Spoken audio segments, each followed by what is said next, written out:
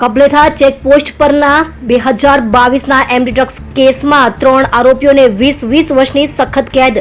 સુરત શહેરને નશામુક્ત બનાવવા માટે સુરત પોલીસ અને ન્યાયતંત્ર સંયુક્ત રીતે કડક વલણ અપનાવી રહ્યું છે, જેનો જીવતો જાગતો પુરાવો આ ચુકાદો છે.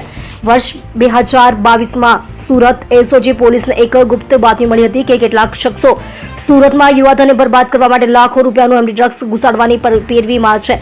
આ બાતમીના આધારે પોલીસે કબલેથા ચેકપોસ્ટ પાસે લોખંડી નાકાબંધી ગોઠવી હતી. તલાશી દરમિયાન ડ્રગ્સનો મોટો જથ્થો મળી આવ્યો હતો. નાકાબંધી દરમિયાન શંકાસ્પદ વાહનને અટકાવી જ્યારે એસઓજીની ટીમે તપાસ કરી ત્યારે પોલીસ પણ ચોંકી ઉઠી હતી. વાહનમાંથી આંતરરાષ્ટ્રીય બજારમાં અંદાજે 59 લાખ રૂપિયાની કિંમત ધરાવતું શુદ્ધ મેફેડ્રોન ડ્રગ્સ મળી આવ્યું હતું.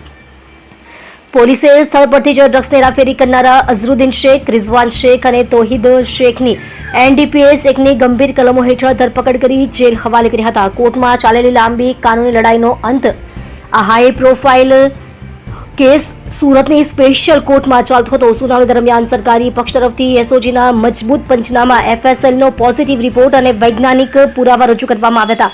કોર્ટે નોંધ્યું કે ડ્રગ્સનો વેપાર એ માત્ર ગુનો નથી, પરંતુ આખા સમાજ અને દેશની યુવા પેઢીને ખોખલી કરવાનું સંગઠિત કાવતરું છે. બંને પક્ષોની દલીલો સાંભળ્યા બાદ નામદાર જજે અઝરુદ્દીન, રિઝવાન અને તોહિદ શેખને કસૂરવાર ઠેરવીને પ્રત્યેકને 20 વર્ષની જેલની સજા ફટકારી છે. સુરતમાં તાજેતરના સમયમાં ડ્રગ્સ પેડલર્સને મળેલી આ સૌથી મોટી સજાઓમાંથી એક છે.